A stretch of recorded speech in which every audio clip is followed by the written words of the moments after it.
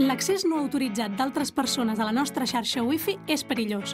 No només perquè si la fa servir més gent pot anar més a poc, sinó també perquè des de dins és més fàcil tenir accés a la informació que genera en aquesta xarxa.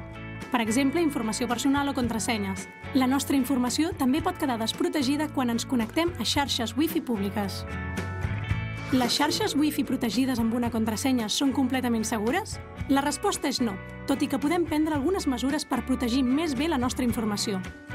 Quan instal·lem el nostre router Wi-Fi a casa, és important posar-hi una contrasenya nova, és a dir, canviar la que ve per defecte, ja que s'ha demostrat que són insegures i fàcils de descobrir.